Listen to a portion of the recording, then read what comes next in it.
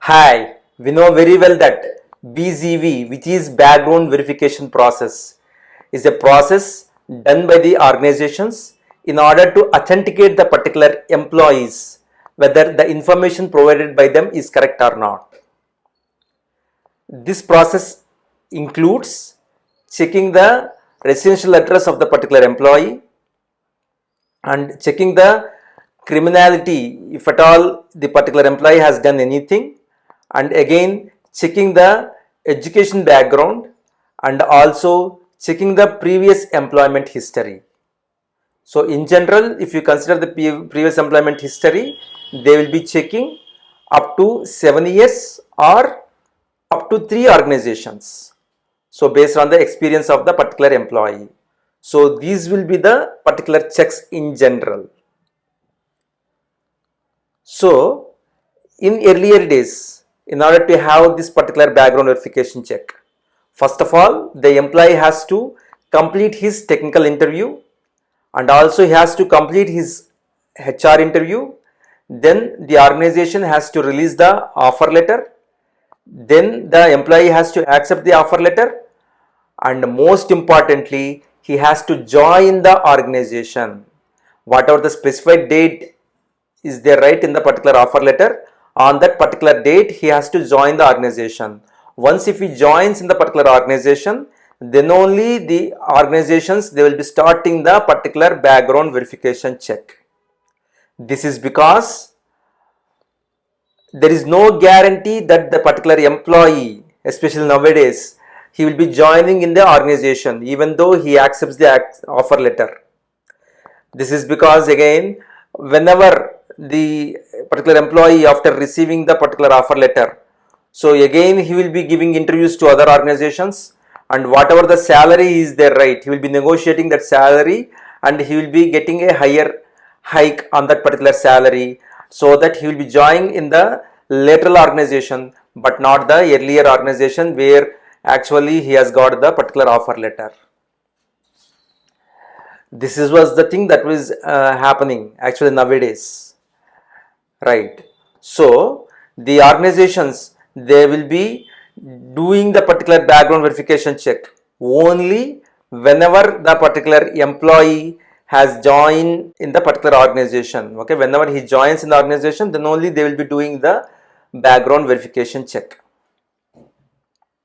Otherwise, they have to pay for the third party vendors. So the organizations, what they will be doing, they will be giving this process to the third party vendors, the background verification process, where they will be checking all the background verification of the particular employee. So if at all the employee doesn't join in the organization, it's a waste of money, right? Because they have to pay to that particular vendors, third party vendors. So that's why they won't do the particular BGV until and unless the employee joins in the organization. But nowadays, right, so there are various processes that are followed by the organizations in order to have the background verification check.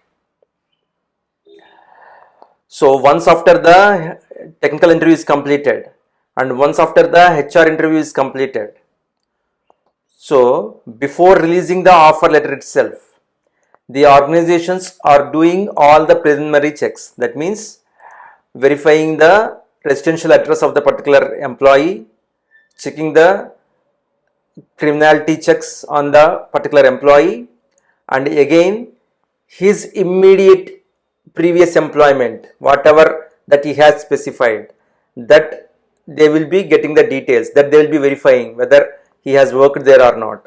They won't be going to other organizations, the previous to previous organizations, but definitely they will be checking the immediate previous organization that the employee has worked. So once after confirming that he has worked over there and once after all the preliminary checks has been completed, then they are releasing the offer letter. And most importantly, nowadays, so after completing the HR interview and or before even completing the HR interview, so they are asking you to upload the documents on their portal or on their website, where in particular they are asking about the EPFO service history.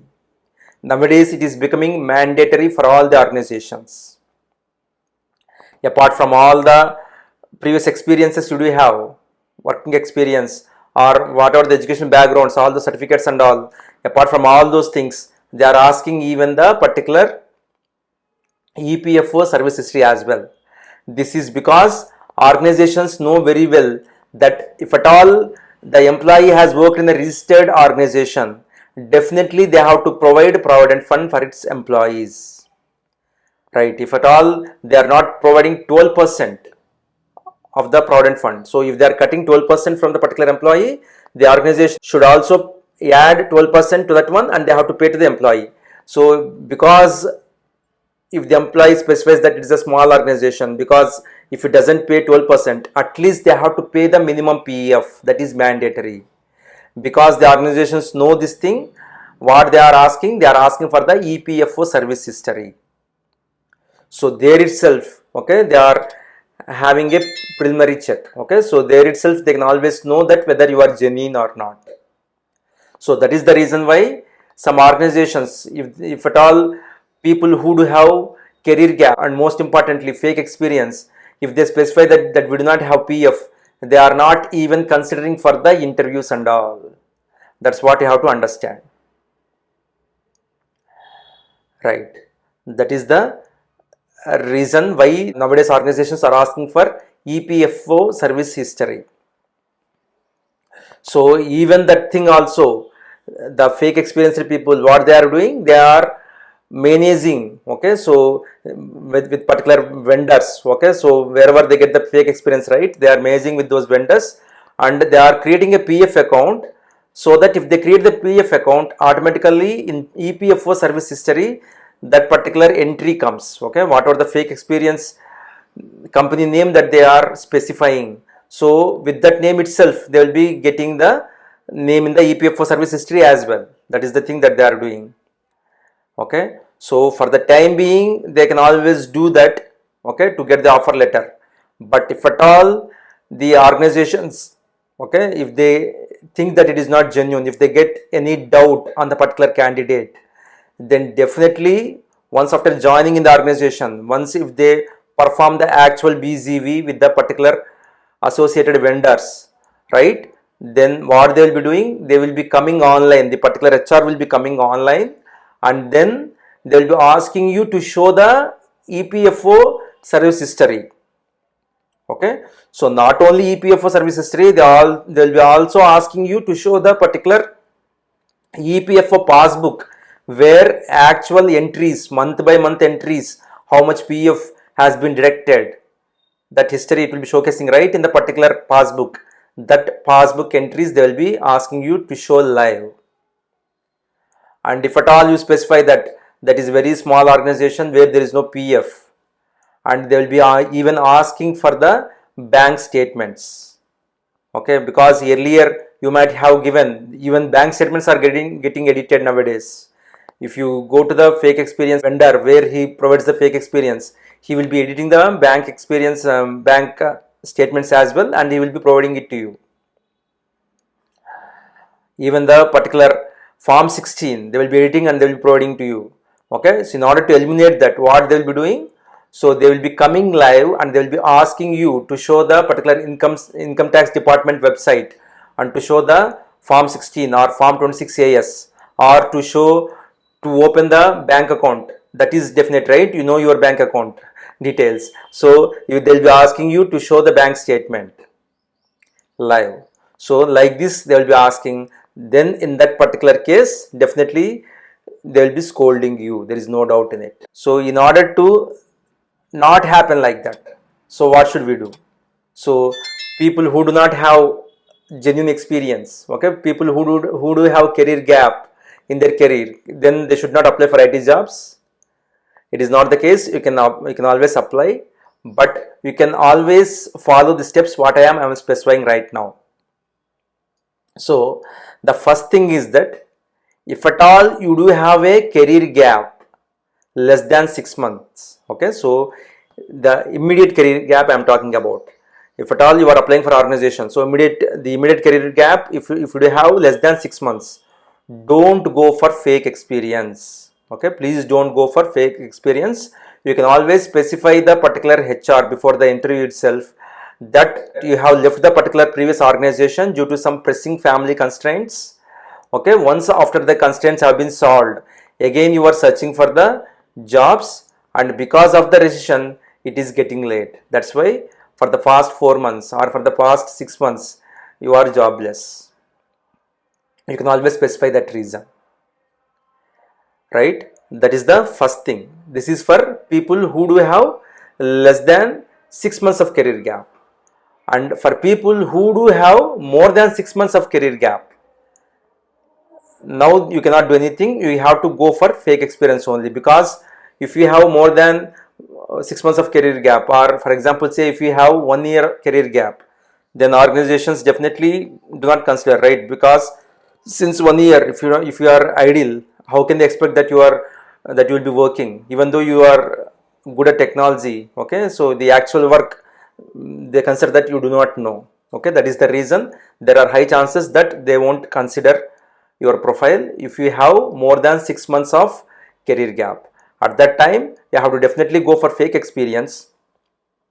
And what you have to do, you don't apply for the tier 1 organizations. Specify that there is no PF only. Don't specify that you have PF.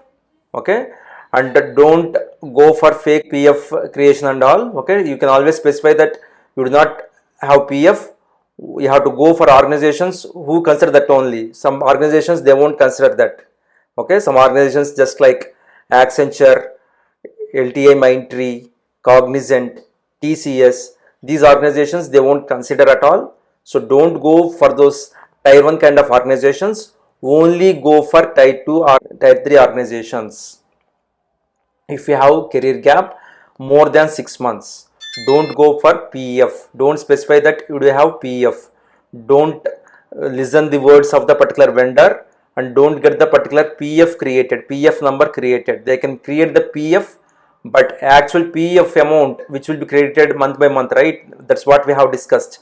So they will be asking you live to show that particular passbook, PF passbook, month by month amount that will be debited from your account into the particular PF. That thing they will be asking. At that time you will be badly scolded by the particular employer. So that's why you can always specify that there is no PF, and don't go for tier 1 organizations. That is the second thing that you have to remember. And thirdly, for people who do have career gap in their previous employments, that means not with the immediate employment. If you do have career gap, some people, they will be not having any career gap for their immediate employment. Okay, immediate previous employment, but somewhere in the previous employments they do have career gap, thinking that their overall experience may be getting low. Okay, so what they will be doing, even they will be putting the fake experience for those previous employments as well. But never do that one. Don't go for fake experience for the previous employments, because whatever the fake experience letters or fake experience documents you do have, those are outdated. And if you can specify those documents, definitely there are high chances that you will be getting scolded. And even if you think that you can always meet the particular vendor, okay, because that is a fake organization, even the organization itself doesn't exist also, right? All these chances may happen. So that's why don't go for the previous career gap. If at all it is there, don't go for fake experience. And again, generally if they ask you to show the particular PF passbook whenever they come live, if they get any doubt, at the time again you will be scolded. So that is the reason why you should never go for fake experience for previous organizations. You can always keep these things in mind, okay, and you can apply for jobs. Please like, share and subscribe this video so that it will be useful for others as well. So this is all in this video, and again with another topic we'll meet in another video. Until then, have a great time. Bye bye.